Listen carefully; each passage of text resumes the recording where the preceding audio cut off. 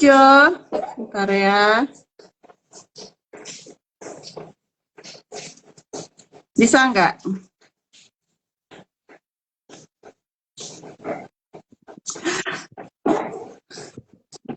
Ya, Finally bisa ya.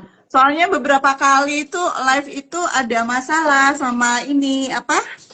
mm-mm. Sama masalah kendala teknis kayak gini. Jadi udah Iya, bisa ya. tiba-tiba, tiba-tiba Eh, nggak bisa. Jadi ini aku kok, selalu mengawali 5 menit sebelumnya, Joyce. iya, Firly. Ini kok kita Matur nggak nuwun. kelihatan ya? Iya, aku nggak kelihatan dirimu, Jo. Kok, Aku nggak lihat. ah, Mungkin kameranya belum diputer ya. wah, Sip, sip, sip. Ini lagi di mana, Mbak Jo? di rumah. Ini Firly kok nggak kelihatan? Masa sih? Nah, itu dia. Jadi sering sekali kejadian kayak gini, Jo. Jadi aku bisa lihat Oh, dirimu. alah. Nggak, kadang-kadang nggak konsisten gitu loh. Jadi apa namanya nggak tahu Mm-mm. nih IG Live pernah juga gitu ya. Aku sama Mm-mm. Wiwit tempo hari itu udah bisa tuh kita ngobrol panjang gitu ya. Terus habis Ah, gitu kita karena kita ngobrolnya nggak penting dan jauh waktu ya. Jadi kita tutup dulu ya. Nanti aku buka lagi ya Wit. Oke. Pas buka nggak bisa. kayaknya aneh ya. Iya. Terus ini Iya. kayak aku dengar echo suaramu Oh ya. sebelumnya. Jadi Oh, oke. ceritamu tentang Wiwit ini lagi aku dengar. Oh, iya, iya. Sebentar, aku coba untuk cari ini ya. Apa? Ada mic-nya di mana ya ini ya? Mm-mm. Kabel, mama cek. Oh, no mic ya. Ini kena gue gak ono. Kadang pakai, kadang enggak. Soalnya sekarang di sini lagi hujan, Jo. Oh iya, Lagi pengaruh ya, gerimis. Kenapa? pengaruh ya. Suaraku cukup cukup jelas didengar nggak? Jelas banget, Oh ya udah, oke sip. Ya soalnya jelas bengok-bengok banget. ya. Oh. Mau KTM kayaknya KTM kayak wis banter ya. Jadi Ngeles to KTM kayak wis awakmu. banter. Iya, wis bengok-bengok soalnya. Biasa. Kakak kaget ya Jo. Matur nuwun ya sebelumnya ya sudah mau Sami-sami. berbagi. Jadi kita ini misinya memang misi apa ya? Misi yang ini lah. Misi sosial aja lah bagi-bagi. Gitu ceritanya. Ini kok aku belum lihat kamu, nggak enak banget. Iya, iku pancen ngono Jo. Aku kadang pernah Kak sama Kak Arida juga gitu. Aku nggak bisa Kak Arida nggak bisa Oh, lihat aku. Aku bisa lihat Kak Arida, aku bisa lihat dirimu kok Jo. iya ya. Aduh, aku nggak bisa lihat. Tadi pas awal aku lihat kamu loh padahal pas live pertama. Tapi nanti ketika kita sharing gitu ya, itu kan langsung Hmm, tak sharing kan. Aku nggak edit-edit hmm. lagi. Itu biasanya kelihatan dua-duanya. Oh, oke. Aku nggak edit-edit lagi. Iya, Kalau iya, nggak iya, iya. ngedit gitu aku kesuwen, malah malah kata kerja malah digarap-garap langsung aja. Apa nanya yo, ala ya kan natural, natural kita. Iya natural aja. Ah, ah. Ada. Besok ya ini ku launching tuh besok tuh. Sekarang udah selesai Apa? editing yang 4 Ibu. buku ebook. Oh iya. Aduh, selamat. Hebat Iya, banget. buat inilah apa namanya. Soalnya kalau cetak kan text time ya, gitu kan. Oh, Nyetak itu kan butuh waktu. Oke. Sekarang udah jam 20 Jo ya. Kita langsung mulai oh aja sudah ya. ya? Heeh. Boleh, boleh. Oke. Ah, Kita buka aja ya. Thank you ya Joy. ya, Selamat malam Joy. sama-sama Firly. Selamat Selamat malam malam. Firly. Iya, selamat malam teman-teman semuanya. Malam ini istimewa banget sama Mbak Joyce gitu ya. Mbak Joyce ini kebetulan teman lama saya gitu ya di Unpad dan saya todong gitu ya. Saya todong untuk ayo bagi-bagi kayak gitu. Nah, ngobrol-ngobrolnya hari ini tuh judul kita diskusinya adalah tentang pengen dianggap mampu tapi kok malah hampa. Jadi eh, istilahnya itu burnout ya. Kalau misalnya saya banyak ketemu Jo gitu ya, Ya. banyak sekali anak-anak Gen Z gitu ya, karena Mm-mm. itu yang kemudian ngerasa bahwa kayaknya dia sudah meraih sesuatu gitu ya, tapi kok masih kurang kayak kosong gitu loh, gitu Mm. kan? Mm-mm. Padahal pencapaiannya dia merasa bahwa pencapaiannya menjadi lebih baik dibandingkan lebih baik lah pencapaiannya dibandingkan yang lain gitu ya. Sehingga kita angkat topik ini. Tapi sebetulnya kalau kita ngelihat topik ini tuh nggak terbatas sama Gen Z aja ya, gitu Ya. ya.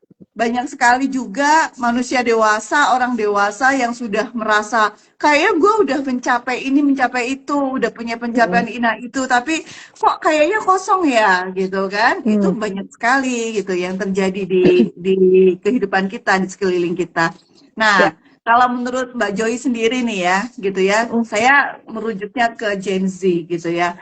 Ah, ah. Kenapa banyak Gen Z yang merasa kayaknya harus selalu mampu gitu ya? Jadi kayak temennya udah punya ini, kayak temennya udah punya pencapaian ini, kayak punya temennya udah healing ke sini, kayak dia harus ngejar gitu ya. Nah, Mm-mm. padahal kadang-kadang apa yang mereka rasakan itu mereka sudah fatigue ya, sudah lelah, tapi kayak mereka merasa dituntut merasa bahwa mereka harus mendapatkan atau meraih pencapaian yang didapatkan oleh teman-temannya gitu. Ya. Silakan Mbak Jun, bisa dijelaskan nggak? Iya, makasih nih, Firly, Mbak Firly dong. Aku dipanggil Mbak, tak panggil Mbak balik. Ya, kadang-kadang manggilnya Jo, kadang-kadang Mbak Jo ya. Ngarepe wae. Iya, iya Fir. Ini mamanya Genzi nih ceritanya Firly ya. Iya. Jadi em, Gen Z ini kan memang yang kita tahu mereka sangat teknologi savvy ya karena lahir dan tumbuh dengan terpapar kemajuan teknologi yang tidak dialami oleh generasi-generasi sebelumnya gitu ya, terutama generasi kita lah ya. Em, dan salah satu efek dari terpaparnya mereka akan teknologi media sosial ini, ya kita kan juga baru kenal ada fenomena FOMO ya, fear of Hmm. missing out itu kan juga sangat dialami oleh mereka gitu ya.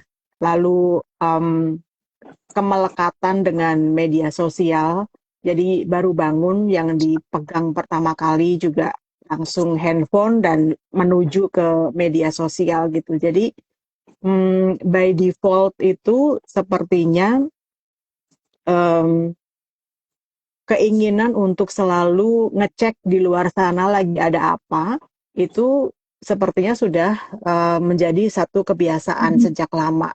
Dan karena kebiasaan itu pada akhirnya sadar maupun tidak ada kecenderungan bagi Gen Z membandingkan dirinya dengan orang lain terutama yang eksis di media sosial gitu ya. Itu yang menjadi pengamatan saya sejauh Hmm. ini sih gitu. Terus kalau mengacu ke topik yang kita sepakati untuk kita angkat malam ini gitu ya. Um, Kemudian kenapa ya yang membuat munculnya rasa hampa ini karena pengen um, pengen diakui, pengen dikenal gitu. Jadi Hmm. kata kuncinya adalah karena adanya keinginan keinginan itulah yang kemudian membuat Gen Z ini terpacu untuk mencapai standar yang di luar dirinya gitu. Jadi Hmm. terbiasa untuk cenderung memulai segala sesuatu itu dengan what dan kadang-kadang how gitu. Tapi memulai segala sesuatu dengan why dan lebih dulu dimulai dengan berkomunikasi dengan diri sendiri ini tampaknya jarang terjadi gitu ya, Hmm. tanpa Hmm. disadari gitu. Itu Hmm. pengamatan saya sejauh ini sih, Fir. Gimana kalau Hmm. menurutmu? Iya, iya, memang mereka itu berbeda ya dengan generasi Ya, sebelumnya gitu ya. iya, Memang mereka teknologi savvy sekali gitu. iya, Hidupnya kadang-kadang juga mereka agak mengalami kesulitan mana yang menjadi dunia nyata, mana yang menjadi dunia betul. media sosial itu Iya. dunia digital itu mereka perlu belajar banyak gitu ya, perlu belajar banyak. Nah, Mm-mm. kalau di tempat kerja sendiri Mbak Jo gitu ya. Ha-ha. Kalau Gen Z, ada nggak sih fenomena di mana Gen Z itu sebetulnya sudah mulai mengalami burnout, tapi dia nggak sadar gitu. Itu atau apa gejala yang paling bisa dilihat bahwa dia sudah mulai ngerasa burnout, Mbak Jo? Iya, sebenarnya gejala burnout yang dialami lintas generasi gitu ya, Fir, itu juga secara spesifik dialami juga oleh Gen Z dengan beberapa indikasi gitu ya. Yang pertama sudah pasti ada respon-respon fisik atau suara-suara atau alarm-alarm dari tubuh yang sebenarnya muncul sebagai sinyal. Namun ini Mhm, terabaikan. Makanya kalau mhm, mengacu balik ke kalimat yang tadi Firly bilang gitu ya, sebenarnya sudah mengalami burnout tapi tidak sadar gitu. mhm, Jadi mhm, saking sudah terbiasanya mematok standar di luar sebagai sesuatu yang untuk dikejar, sampai akhirnya menyelam ke dalam diri itu menjadi PR untuk mereka gitu ya. mhm, mhm, Sesuatu yang perlu untuk mereka pelajari secara lebih intensif, secara lebih spesifik gitu. Jadi tumbuh menjadi um, orang-orang yang kurang peka atau kurang sadar gitu ya, nggak mhm, aware bahwa sebenarnya ada sesuatu dalam dirinya yang perlu diperbaiki gitu. Ya, mhm, salah satunya ya tadi ya sebenarnya tubuh sudah menunjukkan sinyalnya gitu. Mereka jadi gampang pusing, mhm, mhm, sering migrain, mhm, terus mhm, kemudian bangun tidur juga ngerasanya masih capek, terus ada beberapa insomnia juga gitu. Cuman karena tidak memiliki self awareness yang cukup mumpuni gitu ya untuk mengenali tanda-tanda itu, akhirnya ketumpuk-tumpuk terakumulasi menjadi burnout gitu. mhm, mhm, Indikator yang lain juga mereka mulai menarik diri gitu, mhm, kurang berminat untuk terlibat dalam interaksi sosial gitu. Terus lebih mhm. cranky, jadi secara emosi juga mengalami gangguan gitu. Ya paling tidak ada 3 hal itu yang terjadi dan karena kurangnya self awareness tadi, jadi akhirnya kita menyebutnya sebagai burnout yang tidak mereka sadari. Gitu. Oke. Nah, Mm-mm. ini menarik banget nih Mbak Jo. Kalau misalnya di tempat kerja gitu ya, Iya. bagaimana Mm-mm. cara kita untuk mengajarkan si Gen Z itu terkait dengan self Mm-mm. awareness? Iya, sebenarnya gini sih, kuncinya adalah bagaimana mereka bisa mengenal pola komunikasi yang lebih personal. Nah, Mhm, mhm, kalau dalam organisasi di sini konteksnya adalah ada pihak leader dan peer gitu ya, terutama mhm, leader ya. Leader ini punya tanggung jawab moral untuk menciptakan ruang-ruang yang membuat Gen Z ini nyaman untuk bicara gitu, ruang-ruang untuk mhm, bicara, sudut-sudut untuk menyuarakan hati mereka, kemudian sesi-sesi di mana secara personal mereka bisa berdiskusi sebagai um, seorang individu dewasa gitu ya. Itu yang penting untuk diciptakan di lingkungan kerja atau di organisasi gitu. Dan melalui keterlibatan di ruang-ruang itu, maka Gen Z akan makin terbiasa mengasah keterampilan berkomunikasinya secara personal. Nah, dengan itu maka secara personal mereka akan merasa nyaman dan ketika secara personal mereka merasa nyaman, mereka akan mampu untuk berdialog dengan diri sendiri mhm. dan makin tinggi self awareness yang mereka miliki. Itu sih saya Oke. rasa ya. Mm-mm. Ya, jadi yang namanya kalau kita berada di dalam organisasi, Gen Z itu perlu diberikan ruang ya, Mbak Jo ya, Ya, untuk betul. mengungkapkan pemikirannya, untuk Ya, mengungkapkan perasaannya, ya, sehingga dari situ dia merasa kenyamanan dan dari nyaman itu dia bisa mulai untuk datang ke dirinya sendiri gitu ya, ya, bicara dengan dirinya sendiri. Seperti itu ya, Mbak Jo ya. betul, betul, Oke, Fir. oke. Mm-mm. Berarti kalau kita mau membuat suatu intervensi untuk Gen Z itu bukan hanya Gen Z-nya sebetulnya, tetapi juga Ya, leader dan sistem pengelolaan ya, SDM di organisasi itu pun juga harus terintegrasi dengan bagaimana kita mendesain suatu intervensi untuk Gen Z ini ya Mbak Jo ya. setuju Mbak Oke. Firly, setuju. Mm-mm. Nah, kalau ini kan tadi bicaranya adalah Gen Z nih. Kalau di Ya. generasi sebelumnya itu bagaimana nih Mbak Ju gitu ya? Mm-mm. Mungkin Mbak Ju juga mungkin apakah pernah mengalami juga gitu ya, Ya. kondisi di mana ngerasa mampu tapi kok hampa gitu. Boleh sedikit dikasih bocoran udah di generasi-generasi sebelumnya seperti apa? Monggo Mbak Ju. Iya, kalau generasi sebelumnya ya generasi X sama milenial kali ya. Um, Terutama generasi X ya yang saya amati gitu ya. Perasaan hampa itu betul yang Firly tadi bilang, ini nggak cuma spesifik dialami oleh Gen Z tapi juga dialami oleh generasi yang lain gitu ya. Um, yang dialami oleh rata-rata generasi X kali ya. Kalau generasi X ini saya pikir karena generasi ini kenal yang namanya buku cetak, Mm-mm. terus musik yang didengerin sendiri dari kaset, dari CD gitu ya. Jadi pengalaman-pengalaman Gen X ini dalam mengolah rasa itu sifatnya lebih personal karena kan kalau X kan ya kenal media sosial sih, tapi itu kan sebagai sesuatu yang baru ya. Jadi mereka kenal media sosial ini pas udah tumbuh lebih besar gitu ya. Ya. Jadi melalui pengalaman mengolah rasa secara personal ini, orang akan banyak bertanya tentang dirinya gitu, apa yang dicari, terus kemudian apa yang menjadi tujuan hidup saya, lalu apa yang sudah saya kontribusikan gitu. Nah, segala sesuatu kan pasti punya dua sisi ya, Fir ya. Sisi Ya. bagusnya mereka tumbuh menjadi generasi yang sangat reflektif gitu ya. Namun downside-nya, sisi negatifnya, semakin banyak bertanya, mereka akan semakin ketemu banyak lubang di mana mereka belum mencapainya gitu kan.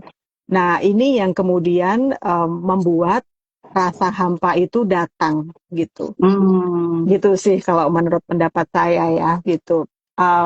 Itu tentang generasi X. Barangkali hal ini juga kalau milenial saya amati kan setengah-setengah ya. Jadi mereka terpapar dengan media sosial juga gitu, tapi mereka ada bagian dari generasi milenial juga yang pengalamannya mirip dengan generasi X gitu ya. Jadi mereka kalau milenial saya pikir kompleksitasnya bertambah ya. Jadi selain mereka juga mampu untuk melakukan self reflection, tapi mereka juga mereka mengalami juga yang namanya FOMO yang banyak Hmm. terjadi di generasi Z ya, Ya. banyak terjadi di generasi Z gitu. Jadi mereka self reflection juga, mereka FOMO juga gitu. Makanya rasa hampanya itu saya pikir muncul dari dua sumber ini gitu. Itu Mm-mm, sih mm-mm. Iya, iya. pandangan Dan saya. Mm-mm. dan menariknya Mbak Jo gitu ya, Ha-ha. saya sempat angkat di minggu lalu gitu ya, Senin minggu Mm. lalu. Ada Mm-mm. fenomena di mana Gen Z itu menolak untuk promosi. Oke. Kalau dulu generasi X itu kan kita kerja keras seperti kuda ya, kerja Benar. cerdas, kerja Kerja keras keras seperti bagai kuda. kuda. Ha-ha. Iya, supaya kita cepat dapat promosi gitu ya, cepat Ha-ha. karirnya cepat naik. Nah, ini fenomena sekarang mereka menolak karena mereka merasa bahwa itu mengganggu apa work life balance mereka gitu ya. Betul, betul. Di satu sisi itu kan menariknya adalah ternyata kesadaran diri itu mereka lebih aware loh sebetulnya dibandingkan generasi sebelumnya. Dulu kan nggak ada ya namanya hilang healing ya. Gitu ya. Apa itu hilang healing gitu ya? Iya, iya, iya, iya, Burnout iya. apa itu burnout gitu nggak ada Benar, hitungannya benar, gitu benar, kan. benar, benar, Itu itu benar. itu menarik banget sekarang fenomenanya Mbak Jo ya. Iya. Ini topik menarik sih. Iya, Bagaimana dua generasi ini kita bandingin aja X sama Z gitu ya, Fir ya. iya, Memang dulu kita nggak sadar gitu ya, belum aware banget lah tentang mental health gitu. Saya juga tahu healing tuh sekarang jadi kayak bahasa gaul gitu, iya. sekedar minum kopi di kafe aja mereka bilang Mm, itu healing, pergi ke Bali seminggu itu healing gitu. iya, Padahal kan yang namanya heal kan sembuh ya. Kalau iya, kalau menuju healing kan berarti ada sesuatu yang pain gitu, yang ada sesuatu yang sakit dan disembuhkan, makanya perlu healing gitu kan. iya, Nah iya, ini sakitnya aja kan mereka mengira-ira sendiri ya, mereka self iya, diagnose. Sekali lagi memanfaatkan situasi di mana mereka sangat terpapar dengan teknologi, Sekarang cuman mendaftar aja mereka mengalami gejala apa, nanya ke ChatGPT, mereka bisa langsung mendiagnosis diri mereka, Iya, misalnya mereka, saya kayaknya depresi sih gitu, kayaknya ini indikasi bipolar nih, bahkan bisa sampai se ekstrim itu gitu oke, ya. oke, Nah, ya. saya melihat ini kesadaran mereka tentang mental health ini eh, beda antara sadar bahwa ada sesuatu yang terjadi dengan mental mereka karena mereka menilik ke diri sendiri Hmm, dengan meletakkan mental health ini sebagai fenomena di luar mereka gitu. Itu kan hmm, beda ya. Kalau hmm, mengenali situasi mental dengan ngecek, oh saya jantung saya berdebar nih setiap dipanggil atasan gitu. Eh, saya kok kayaknya jerawatan nih kalau udah mau deadline submit laporan gitu. Itu hmm, beda hmm, dengan mereka memandang mental health ini sebagai situasi di luar sana gitu, sebagai faktor eksternal di mana mereka mengukur diri mereka dibandingkan dengan situasi eksternal itu. Kan beda ya, Fir ya. beda. Jadi Hmm, mereka aware dengan situasi mental health itu, aware yang di-aware-awarekan gitu, supaya iya. mereka dianggap tidak ketinggalan topik gitu, karena di luar sana Hmm, rame banget ngomong tentang mental health, terutama pas pandemi kemarin ya, itu kan iya. banyak bermunculan tentang mental health dan Halodoc juga saya amati, sebut brand nggak apa-apa ya, Halodoc juga saya amati muncul dengan banyak expert untuk datang sebagai counselor ya, sebagai expert di mana generasi muda ini banyak lari ke sana untuk melakukan counseling dan mendapatkan pengobatan gitu. Jadi mereka lebih memandang ini sebagai situasi eksternal yang barangkali mereka nggak sadar Hmm, itu mereka munculkan supaya mereka tidak dianggap ketinggalan topik, tidak dianggap ketinggalan zaman gitu. hmm, Gitu hmm. sih yang saya Iya. amati. Mm-mm. Berarti memang Mbak Jo, jadi untuk para generasi Z ini kita memang harus mengedukasi gitu ya. Mm-mm. Mengedukasi mental health yang tepat itu perspektifnya seperti apa gitu kan. Iya, iya. Supaya mereka tidak dalam tanda kutip tidak hiperbola-boli lah ya. Gitu ya. Hiperbola-boli, mendramatisasi gitu ya, ngerasa capek Iya, dikit udah aduh gitu. Saya tuh beberapa kali juga sempat gitu ya di Wapri gitu ya sama Gen Z gitu ya. Itu mhm, bahasanya itu kayak apa ya? Saya agak-agak takjub juga gitu ya. mhm, Seolah-olah udah gimana gitu loh, seolah-olah udah mau runtuh atau apalah gitu ya. Saya pikir astaga gitu ya. Kalau di dunia kerja sekarang itu Mbak Jo gitu ya. mhm, Contohnya ya, mereka kalau bikin kesalahan kita nggak bisa tuh jedar jedar kayak zaman dulu ya, gitu oke, ya. iya, Kalau zaman dulu itu dimaki-maki sama atasan, besok kita ketawa-ketawa aja gitu ya. heeh heeh, Besok masih masih berdiri lagi. Kalau zaman sekarang enggak gitu ya. nggak Kita harus bisa ya, cari mhm, momen. iya, Harus harus selalu cari timing, banget. iya, Nah iya benar, ini mhm, kata-kata pun harus diatur, pakai betul, sandwich ya gitu ya, pakai gaya sandwich. Belum lagi kita harus dulu tuh kita kerja bagus belum tentu ditepokin tangan sama atasan kan gitu ya, ngerjain mhm, 10 bagus kan belum tentu atasan mau iya, bagus bukan emang job desk lu gitu kan. Nah kalau anak sekarang satu pun harus kita apresiasi gitu ya. Jadi ini iya, PR kita bersama ya Mbak Ju, sebetulnya iya, bagaimana memberikan edukasi yang tepat terkait dengan mental health pada generasi Z ini supaya mereka juga tidak berlebihan atau mereka kurang tepat di dalam mempersepsikan dirinya sendiri gitu ya, hanya mhm berdasarkan mhm, media sosial maupun iya, berdasarkan GPT. Seperti itu ya Mbak Jo ya, gitu. iya, Ya berarti mhm, IG live kita sudah tepat ya Mbak Jo. Bagaimana iya dong, bagaimana kita harus mengedukasi para Gen Z kita gitu ya. heeh heeh, Oke. Nah, kalau misalnya nih, kan tapi tidak semua Gen Z itu memiliki stereotip yang sedemikian lah, gitu ya. iya, Kalau saya baca riset itu beberapa minggu yang lalu itu ada 45% Gen Z yang karena pola asuh yang gaya-gaya Gen X gitu ya, itu mmm, ya nggak punya masalah gitu loh ya di mmm, tempat kerja itu nggak punya masalah. iya, Tetapi lebih banyak iya, lebih banyak persentasenya 55% itu adalah yang dalam tanda kutip bermasalah nih gitu.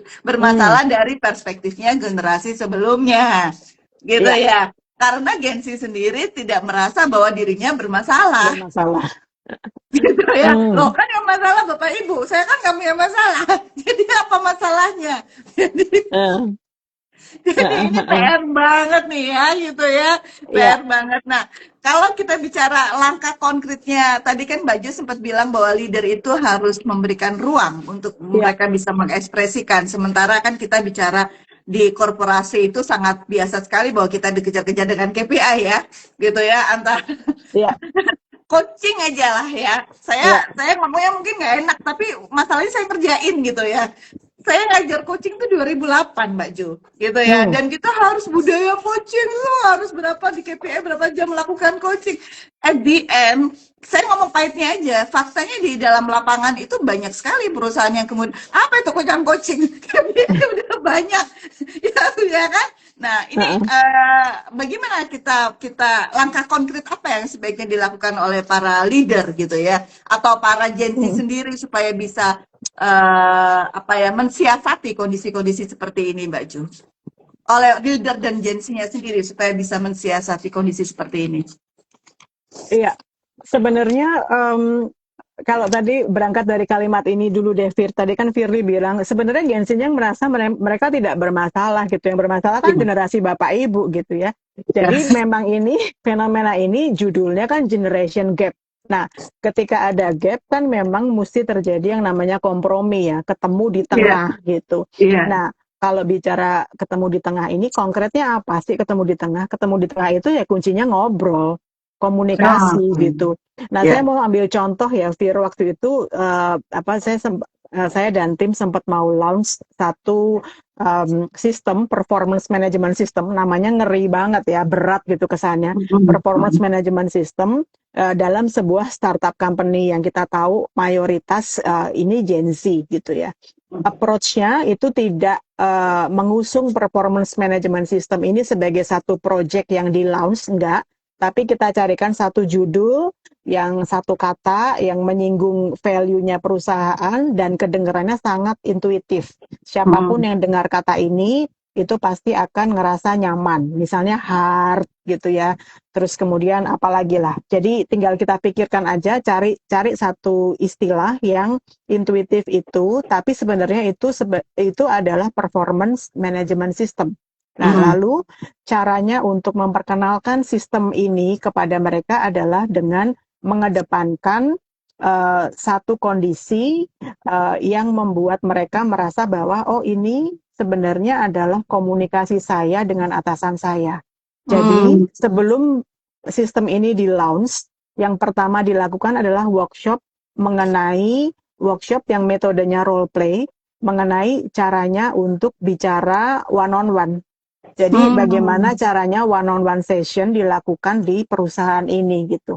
Dan surprisingly itu membuat keduanya nyaman. Maksudnya kedua generasi ini nyaman.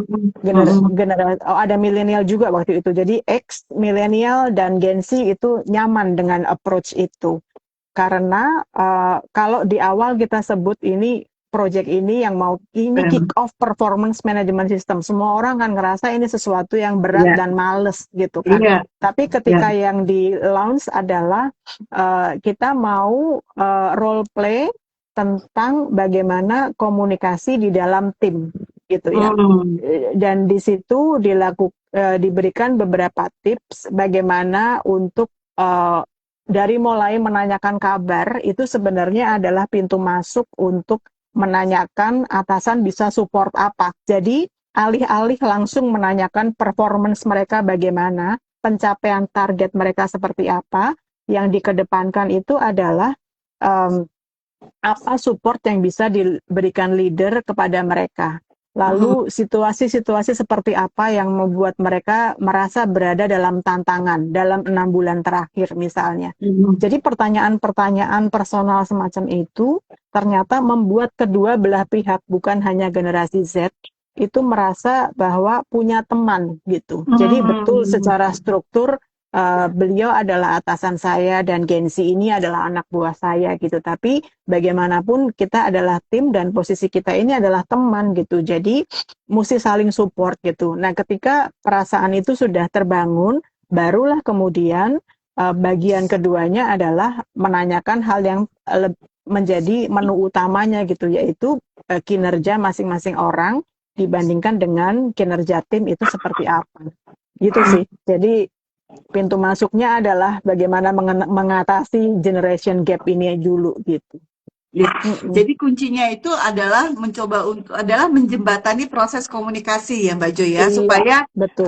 value masing-masing, ekspektasi Iya, dari kedua belah pihak ini bisa nyambung gitu ya. iya, Saya mau menyapa dulu teman-teman yang datang, Mbak Jo. Ini ada boleh. Mas Wiwit, disapa nih Mas sama Ah, Mas Wiwit, Mbak Jo. Terima halo Dek Wiwit, Matur nuwun sudah datang matur Mas Wiwit. nuwun, Ada Pak bintang. Devnil. Terima kasih banyak Pak Devnil. Kemudian ada ini Jokos, kemudian Virgin dari Oh ya, Merauke. Terima kasih halo banyak Hin, Virgin. thank you. I love you Virgin. I love you. Teman sekos. Oke, kemudian ini siapa ada Merlin di Y, kemudian Equator Liner ini siapa ini? Sebagai Gen Z saya melihat rata-rata problematik banget. Iya, iya, betul Gen sekali. X, Gen Gen X yang X ini problematik. pasti gitu Oh ya. iya ya, Gen X melihat Gen Z Pasti problematik. problematik. Makanya saya bikin ini IG Live ini gitu ya, buat kita sama-sama berdiskusi dan fokus kepada langkah konkretnya apa nih gitu ya. Iya. Kemudian teman-teman yang lain, ada Mbak Aya juga, terima kasih. Apakah ada pertanyaan dari teman-teman buat narasumber kita? Silahkan. Silahkan kalau ada pertanyaan buat Mbak Joyce. Atau buat Mbak Firly. Oh, saya kan cuma host, bagian bikin flyer. Sama nanya-nanya.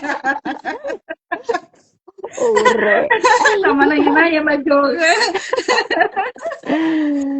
Iya, iya, iya. Oke. Nah, Mbak Jo gitu ya. Ya, Jadi untuk Gen Z ini kalau saya boleh sekarang sudah kalau dari Mbak Jo sendiri gitu ya. mm-mm. Apa sih yang sebaiknya kan tadi bicara dalam konteks organisasi antara generasi Z dengan generasi sebelumnya itu dibangunlah proses komunikasi gitu ya agar kedua belah pihak tahu apa yang menjadi ekspektasi maupun value masing-masing gitu kan. Iya. Nah, kalau dari Mbak Jo sendiri gitu ya, itu kalau apa sih yang sebaiknya secara spesifik gitu ya dilakukan oleh si Gen Z sendiri supaya dia bisa lebih beradaptasi dengan berbagai macam generasi dan berbagai macam organisasi maupun kompleksitas yang ada di dalamnya gitu ya sehingga dia dalam tanda kutip tidak dianggap sebagai generasi yang problematik gitu ya oleh generasi sebelumnya dia sebenarnya nggak ngerasa problematik loh gitu ya. Nah, Mm-mm. apa sih yang langkah spesifik yang harus dilakukan oleh si Gen Z ini, Mbak Ju? Monggo.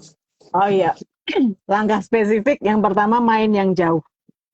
Oke, Dengan main main yang yang jauh. jauh, Ah, main yang healingnya jauh yang itu, jauh ya. iya. Jadi main yang Ya. jauh ini kalau dielaborasi adalah seperti ini. Oke, mereka bangga ke Jogja, mereka ke Bali, mereka ke Bandung, mereka kemanapun gitu. Cuma jangan demi konten gitu. Jadi nyampe sana cekrek di spot yang Instagramable, terus mereka upload ke media sosial gitu. Bukan itu esensinya. Ketika mereka udah sejauh itu main, ya belajar yang banyak di sana gitu. Jadi misalnya mereka ke Bali, ke Ubud gitu Mhm. ya, ngobrol gitu dengan yang punya villa misalnya, terus kemudian um, kenal dengan siapa di tempat yoga kan kalau di Bali gitu ya ada tempat yoga gitu ya. Terus kemudian ke pasar pengrajin perak mereka ngobrol di sana gitu. Selain melatih keluasan untuk berkomunikasi itu kan juga memupuk kepercayaan diri mereka gitu ya. Terus kemudian membuat hmm, lebih terbuka matanya bahwa dunia jauh lebih luas dibandingkan media sosial yang ada di gadget mereka gitu. Itu yang penting gitu. Terus Ya. kemudian hal yang lain adalah banyak membaca karya sastra. Itu mengasah rasa. Jadi betul bahwa bacaan-bacaan yang span of control mereka kan memang sempit ya. Firly, kita diskusi sebelumnya kita pernah bahas ini gitu ya. Cuman dunia penerbitan pun sekarang sebenarnya sedang mengarah untuk adaptif dengan para Gen Z ini gitu. Pilih buku-buku yang alirannya, genrenya itu sastra, karena itu mengolah rasa tadi gitu ya. Mhm. Jadi kalau mereka memang nggak betah dengan teks-teks yang panjang gitu, ya cari yang banyak visualisasinya secara grafis gitu. Ada Mhm. kok Mhm. gitu. Mhm. Mhm. Um, Mhm. Ketika rasa ini terbangun gitu ya, akhirnya mereka secara natural mereka akan tumbuh untuk menjadi pribadi yang lebih adaptif gitu. Mhm. Terus kemudian yang ketiga adalah perbanyak sesi untuk bertemu dengan diri sendiri gitu. Sekarang malah semakin marak gitu ya, sesi-sesi meditasi di sana sini diajarkan. Terus kemudian mindfulness luar biasa, literatur dan banyak juga institusi lembaga yang mengadakannya gitu. Ikuti itu bukan karena FOMO tapi karena memang pengen belajar dan memanfaatkannya untuk mereka sendiri gitu. Mhm. Mhm. Paling tidak Mhm. 3 hal itulah yang bisa Ya. saya sarankan untuk Gen Z ini, gitu ya. Ya, oke, Mhm, baik. Terima kasih banyak Mbak Jo. Jadi para Gen Z yang menyimak video ini gitu ya, nggak harus live gitu ya, karena ini langsung saya share. Jadi, perhatikan apa yang disampaikan oleh Mbak Joyce gitu ya. Yang satu, mhm, mainnya yang jauh gitu ya. Jangan main cuman di area sendiri gitu ya. Kalau pergi juga jangan fokusnya hanya kepada spot-spot yang untuk Instagram gitu ya, untuk media sosial, tapi dengan main yang jauh akan ketemu dengan orang, mencoba untuk membangun komunikasi gitu ya, dan itu akan meningkatkan rasa percaya diri dalam diri Gen Z gitu ya. Karena iya, memang PR-nya adalah sekarang banyak sekali Gen Z yang tidak bisa atau sulit berkomunikasi dengan generasi sebelumnya Mbak Ju gitu ya, mhm, karena mereka tidak tahu aku mesti ngomong apa oke, gitu ya. iya, Itu statement dari Gen Z sendiri. hmm, Saya nggak ngerti kalau sama ibu itu saya mesti ngomong apa ibu oke, gitu ya. Walau jadi itu jadi mereka punya masalah. Kemudian yang kedua para Gen Z gitu ya, banyak baca karya sastra gitu ya. Ya memang sih mhm, buku-buku yang generasi sebelumnya itu isinya banyak tulisan bikin kalian pusing ya mhm, gitu ya. mhm, Saya tahu itu dan dapat feedback juga, saya nulis buku juga dapat heeh, feedback, nggak mau baca buku saya karena banyak tulisannya bukan gambarnya gitu ya. Itu tapi banyak sekali tadi Mbak Joy sudah menyampaikan bahwa sekarang penerbit juga banyak mengeluarkan buku-buku dengan gambar-gambar yang menarik sehingga iya, uh, pesan bahwa tidak bisa membaca karya sastra itu sudah nggak relevan lagi gitu ya, betul, nggak relevan lagi. Kemudian yang ketiga itu adalah dengan perbanyak untuk bertemu dengan diri sendiri, dengan ngobrol, nggak mindfulness, dengan mungkin nulis jurnal jurnal, seperti iya, itu gitu ya, mhm, sering-sering refleksi ke dalam diri sendiri, apa yang saya rasakan, dirinya sendiri juga sering-sering didatengin dan dipeluk supaya betul, nggak kesepian. iya, Gitu. Baik mhm. Mbak Jo, sekarang sudah pukul 20:34. Kita Ah, molor gitu dari 20:30. Teman-teman ada pertanyaan lain kah? Gitu ya. Saya kasih kesempatan satu kali, nggak apa-apa ya Mbak Jo. nggak apa-apa dong. Teman-teman ada pertanyaan? Ini ada Christina Natalia, selamat malam. Ini dulu satu Oh ya, temennya Mbak satu tim Joyce mama ya. saya. Mm-mm. Ada Oka, ada Ino juga. Masa? Terima kasih. Iya, baik. Kalau nggak ada, saya pikir udah cukup malam ini, Mbak Jo. Jangan bosan ya, Mbak Jo. Kalau ada ilmu yang mau dibagi buat para Gen Z, gitu, Mbak Jo. Gitu, saya cuma bagian bikin flyernya doang sama nanya-nanya kok. Gitu, ini lapaknya semua orang kok, gitu ya. Ya, Makasih oke. banyak, Firly. Iya, terima kasih banyak Mbak Jo, terima kasih banyak teman-teman semuanya yang sudah Makasih. hadir. Silakan untuk melihat rekaman video ini langsung saya share di akun saya, tapi lihatnya pada menit yang ke-6 ya. Karena Oke, 5 menit pertama itu adalah kita ngobrol-ngobrol yang tidak bertema, nggak gitu ya. penting. Temanya adalah tema nggak penting gitu.